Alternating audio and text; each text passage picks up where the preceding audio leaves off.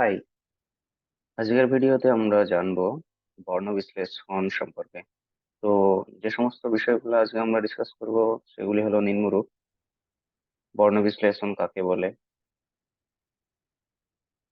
বর্ণ বিশ্লেষণ কি হয় আর কি, বর্ণ বিশ্লেষণের যে নিয়ম কানুনগুলো হয় সেগুলো সম্পর্কে, এবং আমরা শেষে দেখবো কিছু উদাহরণ।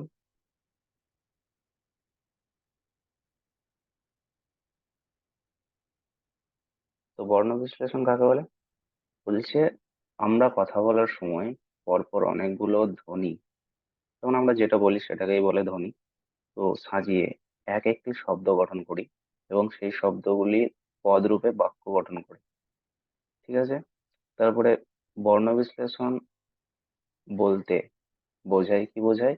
একটি শব্দের মধ্যে একটা শব্দ কি, যেরকম পর একটা শব্দ, ধ্বনি নিজে একটা শব্দ, এগুলো কোনো, এই যে একটি শব্দের মধ্যে কোন কোন ধ্বনি আছে তা পরপর ভেঙে আলাদা করে দেখানো। যেমন কালো শব্দটি ভাঙলে আমরা পরপর চারটে ধ্বনি পাবো। কি কি পাবো? একটা তো ক পাবো, আ পাবো, ল পাবো, আর ও পাবো। এই ধ্বনিগুলিকে আলাদা করে ভেঙে দেখানোকেই বর্ণ বিশ্লেষণ বলে। এই যে কালোটাকে ভেঙে চারটে পেলাম, ক, আ, ল, ও, এটাকে কি বলবো আমরা? বর্ণ বিশ্লেষণ। তো বর্ণ বিশ্লেষণ করার সময় শব্দের ধ্বনিগুলিকে বানান অনুসারে পরপর যুক্ত প্লাস চিহ্ন দিয়ে চিহ্নিত চিহ্ন দিয়ে লিখতে হয়। যেমন কালোটাকে লিখলে কিরকম ভাবে লিখবো? ক, তারপরে আ, তারপরে ল, তারপরে ও। নিচেরটাকে এটাকে হলন্ত বলে। তো বর্ণ বিশ্লেষণ কাকে বলে আমরা এটা থেকে বুঝলাম যে শব্দর মধ্যে যে সমস্ত ধ্বনিগুলি আছে সেগুলিকে তার বানান অনুযায়ী ভেঙে পরপর যুক্ত চিহ্ন দিয়ে লেখাকেই আমরা কি বলি? বর্ণ বিশ্লেষণ। তারপরে বর্ণ বিশ্লেষণের যে নিয়মগুলো হয়, নিয়মগুলো তখন বলছে বর্ণ বিশ্লেষণে সব সময় বানান অনুযায়ী করতে হয়। তোমার বর্ণ বিশ্লেষণে বানান যেরকম আছে সেরকম এরকম লেখা যাবে না। হয়তো দেখা গেল কালো আছে, ঠিক আছে, এবার আমি এটা লিখে দিলাম, হয়তো ক লিখলাম আগে, তারপরে ও লিখলাম, তারপরে এই ল লিখলাম, তারপরে ও লিখলাম, তারপরে ক, তারপরে প্লাস আ লিখলাম। আর নিচে যেগুলো ব্যঞ্জন আছে তার নিচে হলন্ত দিতে হয়। তো যদি এটা লিখে দিই এটাকে বর্ণ বিশ্লেষণ বলবো না।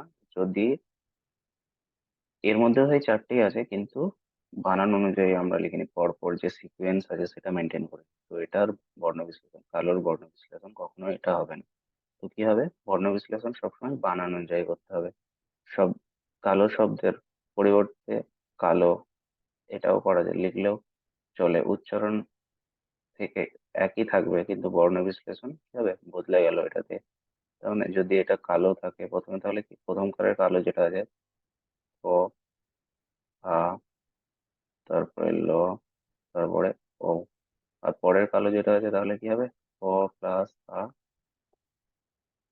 তারপরটা কি? ল, আর কিছু নেই মানে কি অ সবসময় যুক্ত হবে। তো এটা হয়ে যাবে এই কালোর বর্ণ বিশ্লেষণ। তো যেরকম ভাবে বানান আছে সেরকম ভাবেই বর্ণ বিশ্লেষণ করা উচিত। তারপরে বর্ণ বিশ্লেষণে আশ্রয় স্থানভাগী ব্যঞ্জন ছাড়া অন্য সব ব্যঞ্জনের তলায় হর্ষ, যেটা এটাকে আমরা বলেছিলাম, ঠিক আছে, এটাকে সবসময় চিহ্ন দেওয়া অপরিহার্য। ঠিক আছে, ব্যঞ্জন ঠিক আছে, যেগুলো ব্যঞ্জন। আর কার জন্য দেওয়া যাবে না? আশ্রয় স্থানভাগী ব্যঞ্জন মানে কি? যেগুলো কারোর আশ্রয় নিয়ে চলে, ঠিক আছে, সেই সমস্ত ব্যঞ্জনের নিচে দেওয়া যাবে না। তো এই যে এটি না দেওয়া একটি মারাত্মক ভুল। যদি এটা না দেওয়া হয় সেটা একটা ভুল। তারপরে কি বলছে? এই শেষ ব্যঞ্জনে আকার, হর্ষইকার ইত্যাদি কোনো চিহ্ন দেওয়া না থাকলে এবং হর্ষ চিহ্ন না হর্ষ চিহ্নর থাকে আগে থেকে দেওয়া না থাকলে বুঝতে হবে শেষে ও আছে। যেমন প্রথমটা কি বললাম, কালো, যদি এরকম থাকে তাহলে এটা কি হয়ে যেত? ক, তারপর এটা আ, তারপর এটা ল, প্লাস শেষে কি ছিল? ও বললাম আছে। এবার যদি এর নিচে লয়ের নিচে প্রথমেই যে আমরা শব্দটা নিয়েছিলাম শব্দের শেষে যদি হলন্ত রয় হর্ষটা থাকতো তাহলে আমরা কি দেখতাম যে এটার শেষে অটা আসতো না। তারপরে কি বলছে, ও আছে, উচ্চারণ যাই হোক না কেন, যেমন রাম, প্রথমে র, তারপরে তারপরে তারপরে অ, কিন্তু বাক, এই কয়ের নিচে খণ্ড এখানে আছে অলরেডি। তো ব প্লাস প্লাস ক, এটা বাক শব্দের আগে থেকে হর্ষ চিহ্ন আছে, তাই এখানে কি হবে না, যে লাস্টে হলন্তটা আছে ওটা হবে না। তিনটে নিয়ম এখানে গেল। তারপরে কি আসছে, বলছে যুক্ত ব্যঞ্জনের মাঝে স্বরধ্বনি থাকে না। যুক্ত ব্যঞ্জন যখন থাকে, ঠিক আছে, এখানে যেরকম আছে যুক্ত, বর্গীয় প্রথমে কি আছে উজ্জ, তারপরে কি আছে হস্যু, তারপরে ক, একসঙ্গে আছে কয়ে তয়ে, প্লাস শেষে কি আছে কিছু নেই মানে ও আছে। তো এটা হয়ে গেল। তারপরে যেরকম আছে বন্ধু হবে, তিন তিন নয় এক ধরে হস্য, এটাতে কি হবে, প্রথমে ব আছে, তারপরে কি আছে ও কিছু নেই মানে ও আছে, তারপরে দন্তন্য আছে, তারপরে ধ আছে, তারপরে দীর্ঘ আছে। সেটা হয়ে গেল বন্ধুর জন্য। তারপরে রেপ চিহ্ন যে ব্যঞ্জনের মাথায় থাকবে তার ঠিক আগে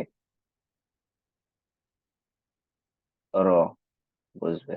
যেমন অর্ক আছে এখানে, প্রথমটা কি হয়ে গেল ও আছে, ও বসে গেল, যেহেতু এটা একটা স্বরধ্বনি, তো হলন্ত বসেনি, পরে ওর সঙ্গে ও এর উচ্চারণ নিজেই উচ্চারণ হতে পারে বলে আসেনি। তারপরে টেপ এখানে আছে বলে আগে রটা বসে গেছে, তারপরে ক আছে, কটা বসে গেছে, তারপরে কিছু নেই, তো শেষে অ বসেছে।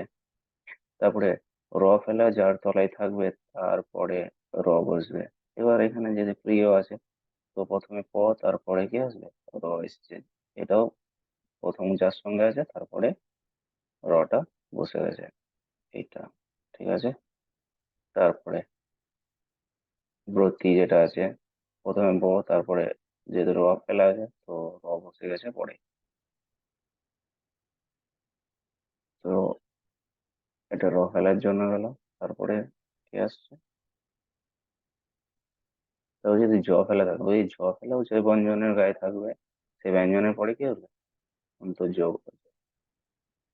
তো ফেলার কোনো কার, যেমন আকার থাকলে সেই স্বরটি ফেলার পরে বসবে, কার না থাকলে ফেলার পরে অবশ্যই একটি দিতে হবে। যেমন এখানে ড্যাশ আছে, প্রথমে বসেছে, তারপরে ফেলা আছে এই জন্য অন্তর্জ, তারপরে আকার আছে, তো বসেছে, তারপরে দন্তস্ব বসেছে, তারপরে বসেছে। তারপরে ব্যস্তর জন্য সেম, প্রথমে তারপরে অন্তর্জ, তারপরে তারপরে যেহেতু এটা যুক্ত বর্ণ যেরকম আছে সেরকম ভাবে দন্তস্ব, তো আরো অবশ্যই আছে।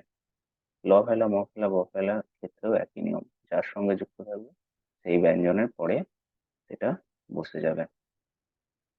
এবার যদি বলছে পরীক্ষার খাতায় যদি চন্দ্রবিন্দু আলাদাভাবে লেখায় ভালো মনে করে, ঠিক আছে, মনে হয়, কিন্তু চন্দ্রবিন্দু স্বরের সঙ্গে লেখাই উচিত, এবং চন্দ্রবিন্দুর স্বরের মাথায় থাকে, ব্যঞ্জনের মাথায় নয়। অর্থাৎ চাঁদ যদি থাকে তাহলে প্রথমটা কি লিখতে হবে, প্রথমটা হচ্ছে চ, তারপরে তারপরে দ।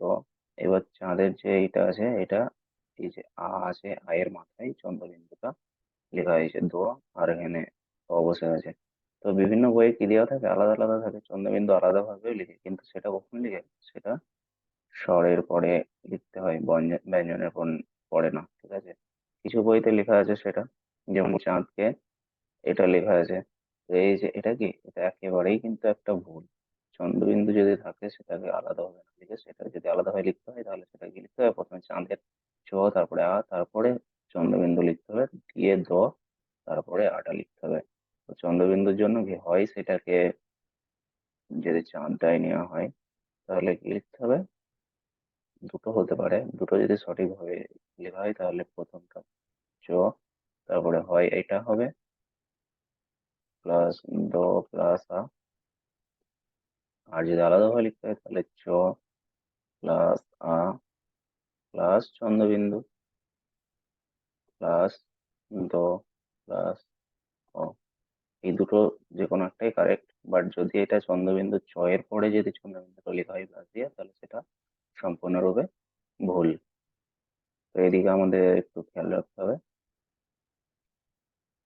তারপরে অনুস্বর, অনুস্বর, বিসর্গ এগুলিকে স্বরের সাথেই লেখা উচিত, স্বরবর্ণে, ঠিক আছে? এটা কি আশ্রয় স্থানভাগী ব্যঞ্জন, ঠিক আছে? কারোর সাহায্য নিয়ে উচ্চারণ হয়, এরা নিজে নিজে কখনো, ঠিক আছে, নিজে তো মানে একদমই লিখতে পারে না। তারপরে পরবর্তী স্বরের আশ্রয়ে ব্যবহৃত হয়, তবে কেউ কেউ এগুলিকে আলাদা লেখার পক্ষপাতী, এই বিষয়ে একটু মানে খেয়াল রাখতে হবে। তারপরে এটা বিদেশে, বিদেশি বিশেষত ইংরেজি থেকে বাংলায় আগত শব্দের ক্ষেত্রে বানানে হ্রস্ব চিহ্ন না থাকলেও অতিরিক্ত অ যোগ করা উচিত নয়। যেমন চেয়ার শব্দের বর্ণ বিশ্লেষণ হবে চ প্লাস এ পঁয়ত্রিশ আ র, এখানে লাস্টে র এর চেয়ারের র এর পরে বিসর্গ, এই যে হলন্তটা এটা অলরেডি থাকে। বাংলা বানানে আমরা চেয়ার না লিখে চেয়ার লিখি, তবুও মূল শব্দের শেষে অধ্বনি কখনোই ছিল না, তাই বাংলাতেও এর এর সাথে অ নেই।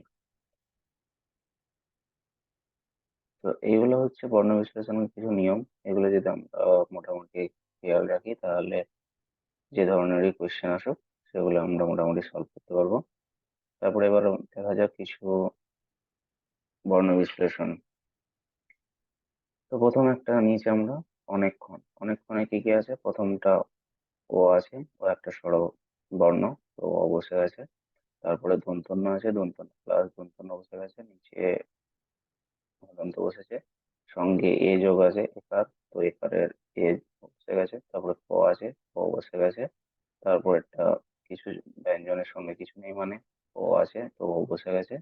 তারপরে ক হলন্ত বসে গেছে। তারপরে কি আছে?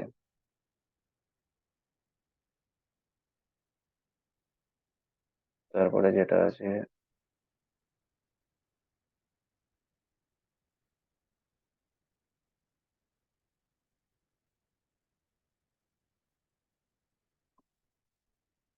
এটা ক, যেহেতু আছে অনেক। তারপরে কয়ের মাধ্যম সঙ্গে ক বসে গেছে, মূর্ধন্য ষ বসে গেছে। তারপরে ও এসছে। তারপরে দন্তন্য আছে, মূর্ধন্য আছে, মূর্ধন্য বসেছে। এবং শেষে কিছু নেই, তো ও আছে বসে গেছে। তারপরে অন্য রকমের যদি দেখি আমরা, অন্য রকমেরও সেম। প্রথমে ও, তারপরে দন্তন্য। এবার এখানে যেহেতু জ ফেলা আছে, দন্তন্যর পরে জ ফেলাটা বসে গেছে। তারপরে ও, এবং বাকি যেগুলো আছে সেগুলো যদি আমরা আঁচল নিই, তো আঁচলের কি হবে? প্রথমে আমরা বললাম আঁচলের দুটোই লেখা যেতে পারে। একটা তো হচ্ছে যার সঙ্গে আছে সেই স্বরবর্ণটার মাথায় লিখে দেওয়া হবে, প্লাস চ আছে যেহেতু চ লিখে দিলাম। তারপরে অ প্লাস ল প্লাস অ, আর একটা কি লেখা যায় এটা, আ প্লাস চন্দ্রবিন্দু প্লাস চ প্লাস অ প্লাস ল প্লাস অ, তো আঁচল এটা হবে। তো এই সমস্ত বাকি যে সমস্ত গুলো আছে এগুলা তোমরা নিজে নিজে দেখে নেবে। আর সাথে এখানে আরো কিছু দেওয়া আছে,